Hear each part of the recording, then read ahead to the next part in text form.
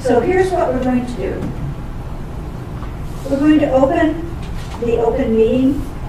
We're going to open up for public comment. I'm going to set the timer on my phone for 2 minutes. When the 2 minutes are up, that's it. Now, do we have any lists or any sign-up sheets for people who wish to speak? A way to do this? Anybody want to hand me a sign-up sheet or hand it to staff? Maybe staff should do that. Okay, but Yeah, I don't think we can do that. just let them come up and speak. In the future, we can have the. I think you do that in the future. I'm being advised by my more informed members that we need to just have people address the group, identify yourself, and you have 2 minutes. Anyone want to speak? I'll start this out. Take 1 minute real quick. My name is Steve Isham. I've been Can you doing. please step closer to the mic so that we can we welcome you. Sit down there. My name is Steve Isham. I can sit. My name is Steve Isham. I've been doing this for 42 years, fighting CPS and advocating for children. Started teaching in 1975. I've been a principal 3 different times, a public school, a charter school, an elementary and a high school. I've been a school board member at the Tolleson High School District. I've done everything that you can imagine. I don't know if there's anybody in here, maybe Beth Rosenberg has as much experience as I do in what you're talking about. Many of the things that you talked about, Emily, have already been done in Tucson. And it's like going back in time and listening to these things over and over again. And it's very frustrating for somebody like me, or I'm sure her, to watch this, because it's kind of like if you buy a car, you bought a car downstairs, and then all of you have to ride home in it. You don't have a clue what you've bought. And when you voted to become the CRP, you got yourselves into a car that is not running right. It is a mess, okay?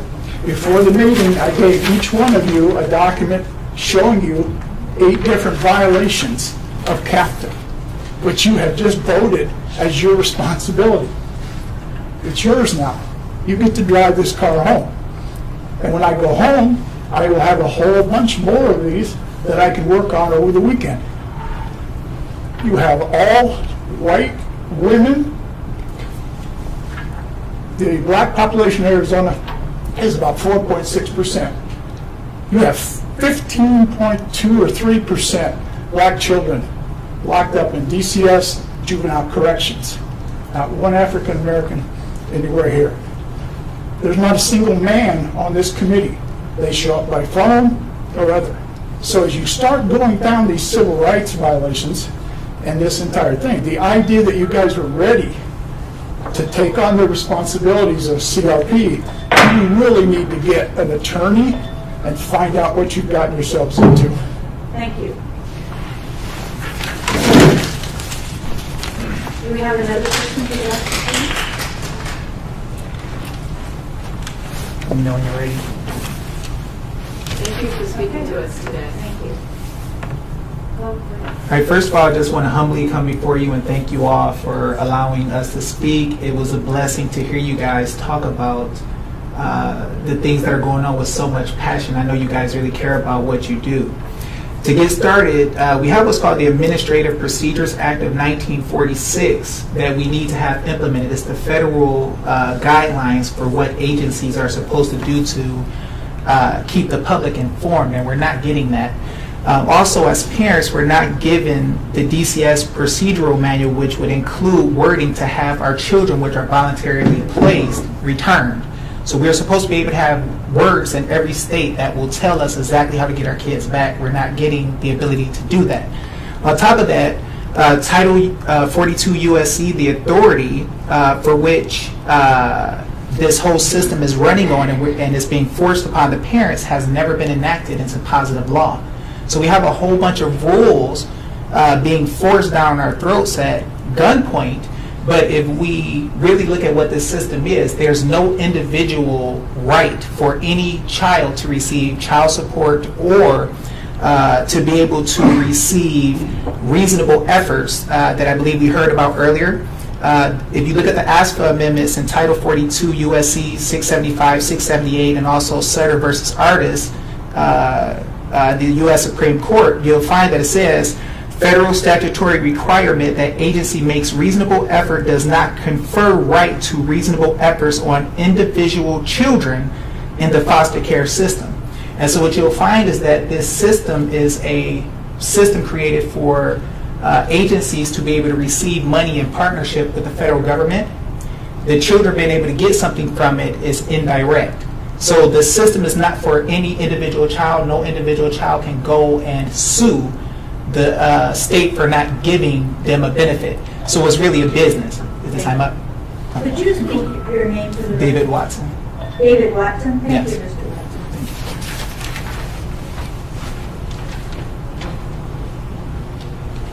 We'll have Beth, or whoever. Let's go on. Which side? Hi, good afternoon, committee. I'm Beth Rosenberg, the Director of Child Welfare and Juvenile Justice for Children's Action Alliance. I came to speak about one thing, but I've added some things to my topics today. Number one, I suggest you set the agenda for your committee meetings after the public comment so you can react to what the public has to say. I was also curious to see that you had a draft response to the open meeting violation. And that was not available to the public, which I think should be on. If you have it, we should have it to see what you're speaking to and what you're acting on.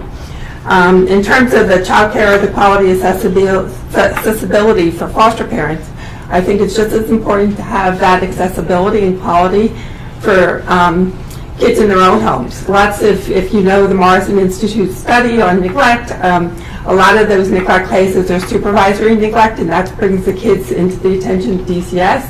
And you know, if we're not providing subsidy available to those families, that's why they're coming into foster care. Which, you know, when parents have no option and they leave their young kids with the boyfriends that they met 3 days before. You know, so I think you need to look at that. You just don't look at. We provide a lot of services, not that we provide enough, but we provide a lot of services to kids who are in foster care. We need to provide those services to kids in their own home as well. It can't be one or the other. So I really came today to talk to you about the Family First Prevention Services Act. I think some of you might be well aware of that act that passed with the federal budget in February. It's going to restructure the federal funding of the state. I think that you as a committee, the Community Advisory Committee, really needs to take an active role with the department and bring in other stakeholders to talk about what that act means to the state, how we can restructure what we're doing, how we can provide more prevention services to kids, to families, to prevent them from coming into foster care. And you have an important role that you could play in that discussion and that awareness of what we can be doing, when we can be doing it, because we have some options in terms of implementation. So that's really where I came to talk to you. That's a really good suggestion. Thank you. Others who'd like to speak today?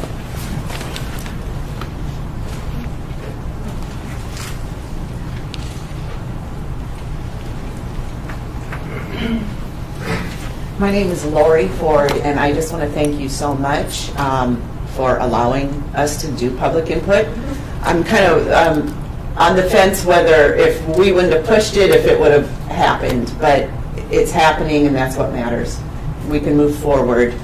I want to mimic kind of what Steve Isham had said about the citizen review panels. They are very important panels.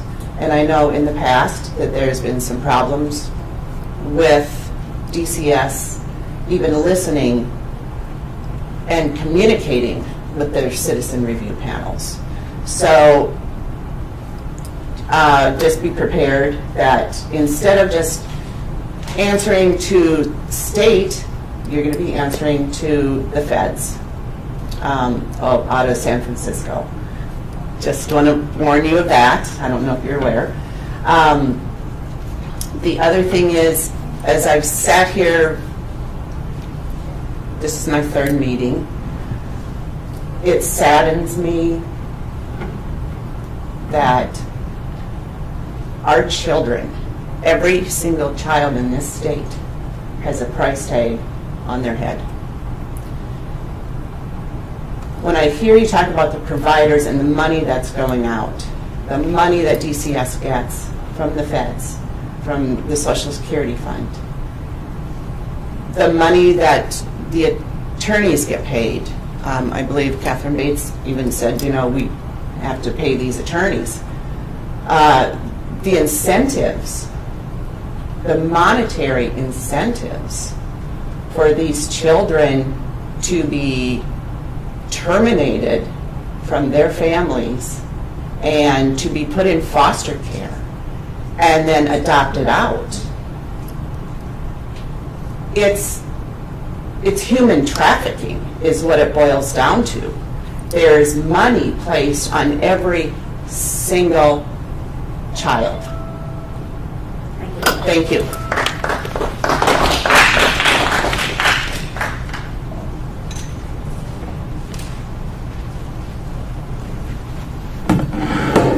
Thank you. My name is Melinda Sherwin, and I am a child advocate and court watcher for 25 years.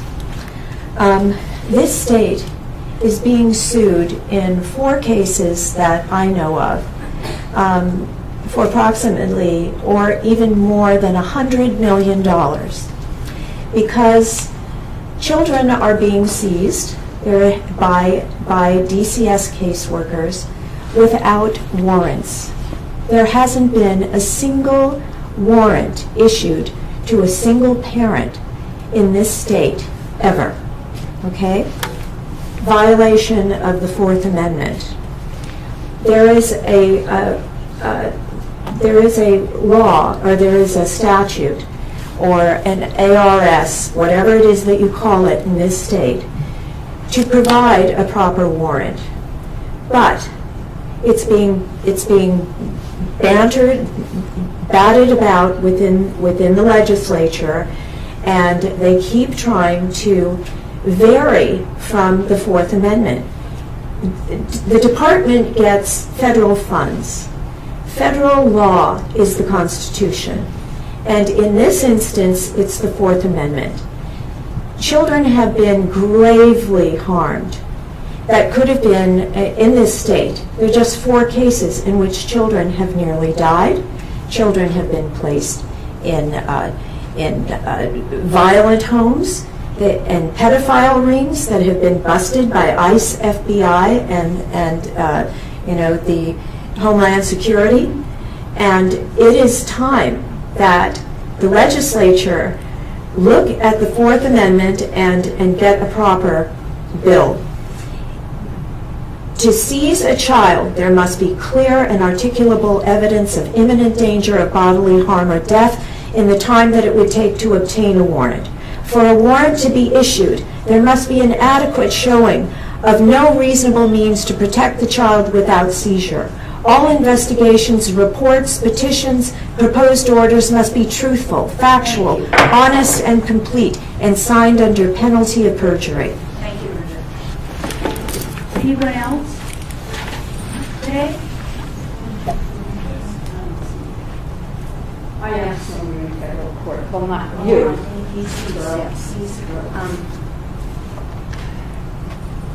Since 2015, pro se. I'm a former educator, and Can you give us your name, please? Lorraine Patterson.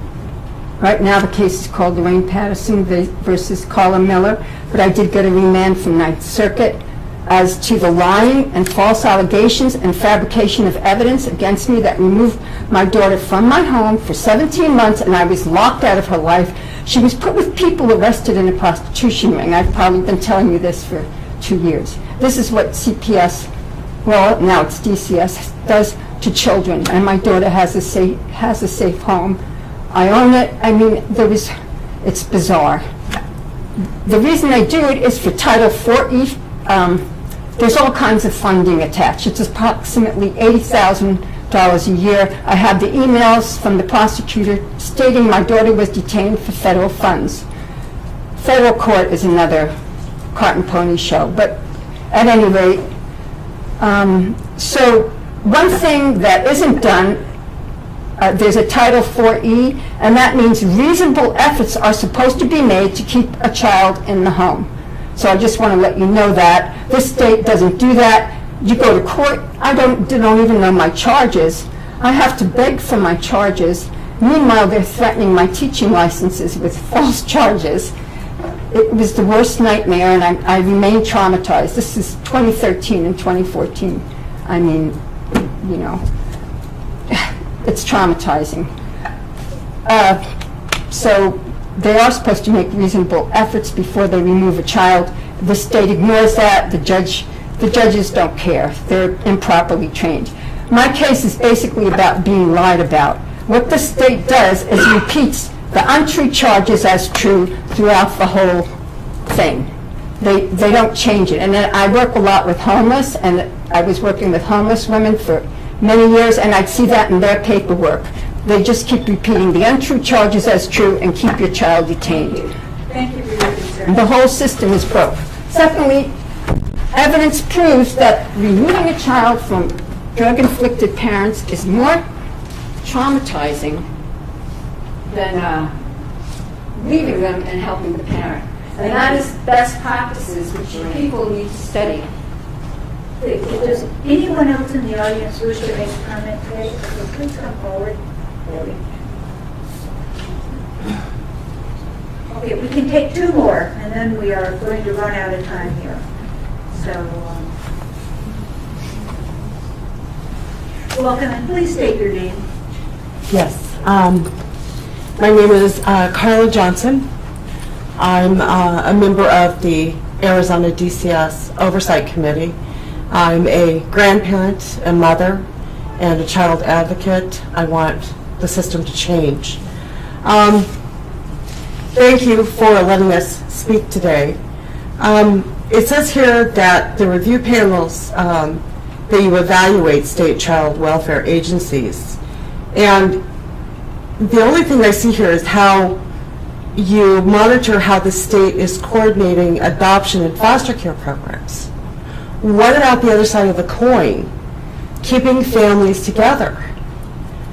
Children do suffer trauma when they are removed from a good, loving home based on false allegations. Now, I'm wondering, how is this panel independent? Because all of you were appointed by the DCS director. I mean, whether that was Clarence Carter, Greg McKay, the other, I don't know, Flanagan, I don't know. But, I mean, do you ask yourself, why is Arizona the leader of the nation with so many thousands of children in foster care? Could there be a problem with this? Okay, and why is it year after year we read on the news that Arizona is boasting that they have the largest national adoption day in the U.S.? What is wrong with this picture? Are there that many bad parents in Arizona? I really feel like this committee is an extension of DCS, and it's like an employment agency looking for more and more contractors, and you know, to take care of these children that are taken away from families. It's like a regime. It's like to increase DCS's regime to seize more children, and these children are basically financial coffers to fund criminal judges, attorneys, court appointees. I want to let you know, and this is really important, I understand my time is up, but right now there are 5 indictments against the state of Arizona for human trafficking. And there's 5 international tort claims for violating the treaty and violation of the Universal Declaration of Human Rights, the Convention on the Rights of the Child, and the Protocol to Prevent Human Trafficking, especially of women and children. And the state is doing that. They're doing it, yes. Okay, I think we have time for one more person.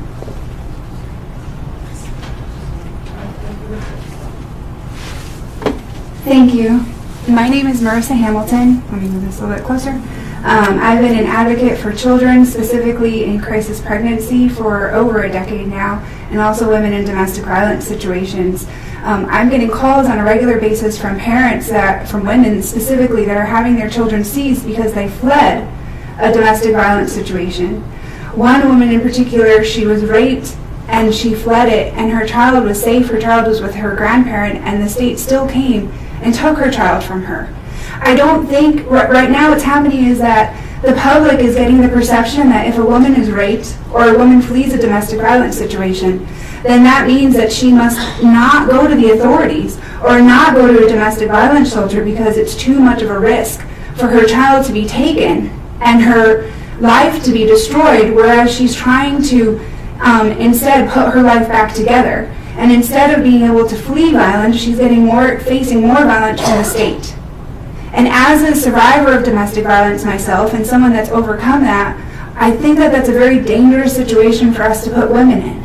I think that we need to create a system where women and children and families are protected, not that they get more aggression from the state from overzealous CPS workers. I thank you for the time that you've taken today. There's two cases in particular that have been reported in the media that I would like to see for us to have some way of having public hearings on. One is from Jesse Wilson, whose original name was Jesse Machado. He was adopted out under false allegations, and he wound up dead. His body was found in pieces along the highway. No one has contacted the biological family. I met them myself. They're wonderful people. They still have 3 children that are in the system right now that are all have allegations of abuse that have happened to them. And also the remains of Jesse Machado are not being returned to the family.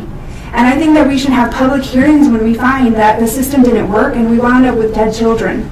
Devaney in Tucson is another example where DCS put her in abusive home after abusive home, eventually to get sex trafficked to a pedo organization in Sierra Vista that the FBI had to rescue her from. There were no public hearings. There were no hearings. There's been no one fired. There's been no disciplinary action. Another child that has escaped from that pedos has now sued the state, and there's no accountability to that.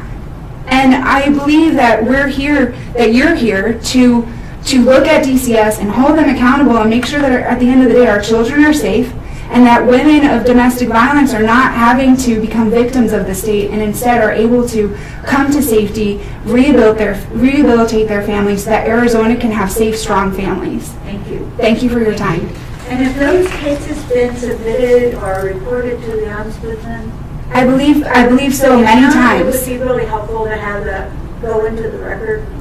I believe many times that they have. I don't have the case numbers, but I can certainly, if you give me your contact information, I can get it to you. Well, they can give you the information for the Ombudsman. I know that the Ombudsman have been contacted. They've dismissed it. They don't respond to us. Yeah, the reason why I'm here. Yeah, the reason why I'm here is the public.